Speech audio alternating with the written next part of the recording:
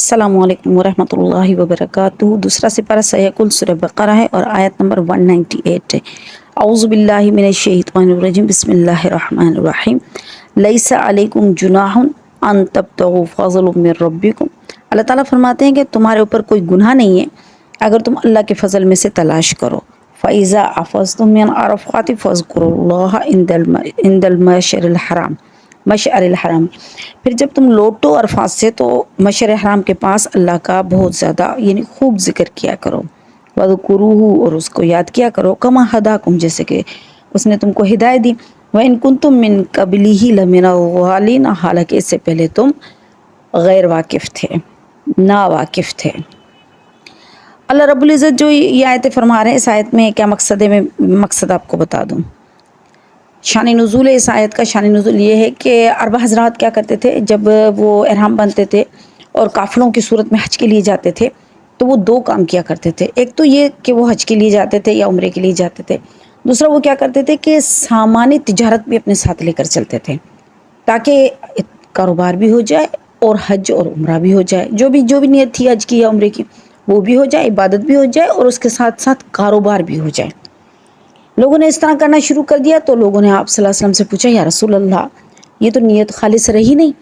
یہ تو عبادت کے لیے آنا ہوا نہیں، یہ تو کاروبار کے لیے آنا ہوا، یہ تو دنیا کے لیے آنا ہوا، یہ سفر تو دنیا کے لیے ہو گیا، تو کیا یہ جائز ہے؟ اس طرح کر سکتے ہیں کہ بھی حج کے لیے جا رہے ہیں اور ساتھ میں سامان سفر بھی لے کر، سامان تجارت بھی لے کر جا رہے ہیں اور تجارت کر رہے ہیں، دنیاوی فائدہ حاصل کر رہے ہیں، تو یہ صحیح ہے یا نہیں؟ تو اس پر یہ آیت نازل ہوئی۔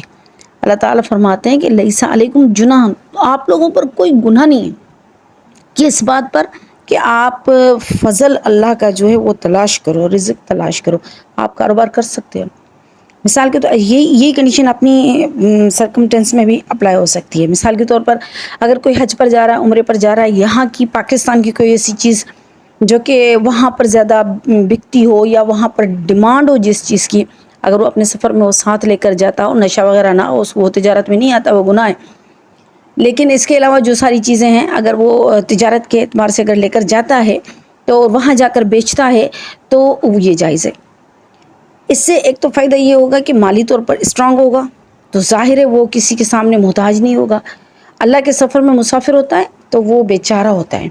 بھلے کتنا بھی پیسے والا ہو، بھلے کتنا بھی مالدار ہو، لیکن جب وہ اللہ کے راستے میں ہوتا ہے نا، مسافر ہوتا ہے نا، تو وہ بڑا بیچارہ ہوتا ہے، کیونکہ اس کے پاس جو بھی چیز ہوتی ہے وہ محدود ہوتی ہے۔ اپنے ساتھ سامان سفر جو بھی بندہ لے کر چلتا ہے وہ محدود لے کر چلتا ہے، زیادہ نہیں لے کر چلتا، تو اس کو یہ ڈر ہوتا ہے کہ کہیں میرے پیسے ختم نہ ہو جائے، کہیں میرے پیسے چوری نہ ہو جائے، کہیں کوئی حادثہ نہ ہو جائے، کہیں کچھ ہو نہ جائے، تو پیسوں کے لیے وہ پریشان رہتا ہے۔ اس لیے ہی مسافر کو زکوٰۃ دینا بھی جائز ہے، حالانکہ بھلے وہ مالدار ہو، لیکن مسافر کو زکوٰۃ دینا جائز ہے۔ اس لیے جب عمرے کے لیے جاتے ہیں مکے میں، مدینے میں، تو رمضان میں، خاص طور پر رمضان کے دنوں میں عرب حضرات کافی سارے جو ہوتے ہیں وہ زکوٰۃ دینے کے لیے آ جاتے ہیں۔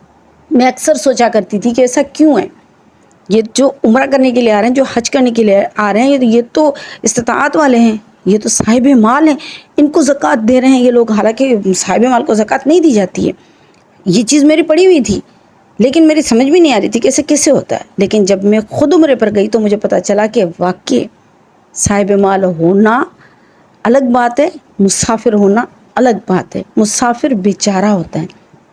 اس وقت وہ ایک مخصوص اپنے ایک سرکمٹینس میں چل رہا ہوتا ہے، اس وقت اس کو ضرورت ہوتی ہے پیسوں کی، اس لیے اللہ تعالیٰ نے زکوٰۃ کو حلال کیا۔ انسان کا دماغ اور سوچ بڑی محدود ہے، اللہ تعالیٰ کی حکمت بہت وسیع ہے، ہم اس حکمت تک پہنچ ہی نہیں پاتے۔ کئی ہمارے سوال اٹھتے ہیں ذہن میں، پھر وقت کے ساتھ ساتھ ان سوالوں کے ہمیں جواب بھی ملتے ہیں، پھر ہم کہتے ہیں کہ واقعی اللہ کی حکمت سب سے اعلیٰ، برتر اور بہترین ہے، ہم تو پہنچ ہی نہیں پاتے اللہ تعالیٰ کی حکمت۔ کچھ باتیں ہیں چند جو ہم گین کر لیتے ہیں، اس طرح تجربات میں ہم اپنے اوپر جو ہمارے اوپر اپلائی ہو رہے ہوتے ہیں وہ ہم اس میں سے معلوم کر لیتے ہیں، لیکن ساری تو اللہ تعالیٰ کی حکمت ہمیں نہیں پتہ نا، کہ اللہ تعالیٰ کی کتنی حکمت ہے اور کیا اللہ تعالیٰ کے فیصلے ہیں، وہ کس طریقے سے صحیح ہیں یا غلط ہیں، یہ ہمیں نہیں پتہ ہوتے، لیکن اللہ تعالیٰ نے کی ہے تو ساری چیزیں اللہ تعالیٰ کی طرف سے حق ہے اور صحیح۔ تو یہاں پر بھی اللہ تعالیٰ فرما رہے ہیں کہ اگر آپ لوگ حج پر جا رہے ہو اور اپنے لیے سامان تجارت ساتھ لے کر جا رہے ہو تو یہ آپ لوگوں کے لیے جائز ہے۔ اچھا، مجھ سے یہاں پر کئی لوگوں نے ایک کویسچن بھی پوچھا تھا یہاں پر ہمارے شہر میں، اسپیشلی ماتلی میں، انہوں نے کہا کہ بھی ہم سے یہ بھی ہوتا ہے کہ یہاں سے عورتیں جو جاتی ہیں حج کے لیے عمرے کے لیے وہ کیا کرتی ہیں چوڑیاں لے کر جاتی ہیں، پھر وہاں جا کر بیچتی ہیں حرم میں، یا پھر کیا کرتی ہیں کہ یہاں سے کاجل وغیرہ لے کر جاتی ہیں، وہ وہاں پر جا کر حرم میں بیچتی ہیں۔ اور کیونکہ یہاں کی قیمت روپے میں تو فرق ہوتا ہے اور وہاں میں تو بہت زیادہ، مثال کے طور پر اگر یہاں پر کاجل مل رہا ہے 50 روپے میں اور وہاں پر آپ کو ملے، یعنی اگر آپ بیچیں 10 ریال میں، تو 50 اور 10 ریال میں کتنا فرق ہو گیا؟ تو اس حساب سے اللہ تعالیٰ اس حساب سے کیا ہوگا کہ ہمیں یہ ایک طریقے سے دنیاوی فائدہ ہو جائے گا۔ تو دنیاوی فائدے کے حساب سے اللہ تعالیٰ فرما رہے ہیں کہ آپ یہ کر سکتے ہو، کوئی مسئلہ نہیں، آپ کے لیے یہ جائز ہے۔ پھر فَإِذَا أَفَضْتُم مِّنْ عَرَفَاتٍ، پھر جب آپ عرفات سے واپس آؤ تو مشعر الحرام کے پاس اللہ تعالیٰ کا خوب ذکر کرو۔ اب مشعر الحرام کے پاس اسپیشلی ذکر کا اللہ تعالیٰ نے اس لیے فرمایا ہے کیونکہ عرب حضرات کی یہ عادت تھی، عرب بڑے شاعر تھے، وہ کیا کرتے تھے کہ اپنے خاندان، جنگجو بھی تھے، اپنے خاندان کے جنگجو واقعات کو شاعری میں بیان کیا کرتے تھے، اپنے ماں باپ اپنے قبیلوں کی تعریف کیا کرتے تھے۔ ان کو اتنا اپنا حسب اور نسب یاد تھا کہ وہ اپنے حسب میں 100 پشتوں تک چلے جاتے تھے، کہ ہم کو پھر ماں کا نسب الگ یاد تھا، باپ کا نسب الگ یاد تھا، یہ پتا تھا کہ کون بندہ کون سے قبیلے سے اور کس طریقے سے آ رہا ہے، ان کو اپنے حسب نسب سارے یاد تھے۔ تو یہ لوگ کیا کرتے تھے، پھر ان کی ساری ہسٹری پڑھتے تھے، کیونکہ پہلے زمانے میں تو کوئی اتنا خاص کوئی کام تھا نہیں،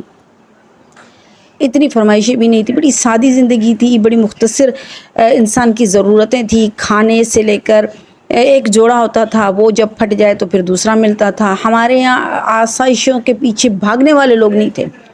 تو وہ ایک یوں سمجھے کہ ان کا ٹائم پیریڈ بچتا تھا، تو وہ اس میں کیا کرتے تھے، اس میں یہ کام کیا کرتے تھے، شعر و شاعری کیا کرتے تھے، اپنے خاندان کی ہسٹری یاد کیا کرتے تھے، اپنے خاندان کے جنگجو لوگوں کے بارے میں شعر و شاعری کیا کرتے تھے، اور فخر کے طور پر لوگوں کو سنایا کرتے تھے۔ عرب حضرات اپنی زبان میں بڑی فصاحت اور بلاغت رکھتے تھے، تو اس لیے ان کو یہ شعر و شاعری بڑی پسند تھی۔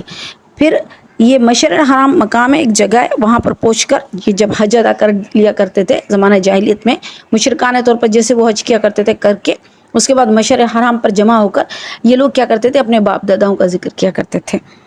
اور پھر اپنے خاندان کی قبیلے کی برتری بیان کرتے تھے کہ بھئی ہم تو بڑے اعلیٰ قبیلے سے تعلق رکھتے ہیں، خاندان سے تعلق رکھتے ہیں، ہمارے باپ داداؤں نے یہ کیا، یہ جنگیں لڑی، اتنے مارے، اتنے قتل کیے، یہ کیا وہ کیا، یہ ان کے پاس بڑے فخر کی بات ہوتی تھی، اور یہ یہاں پر یہی کام کیا کرتے تھے۔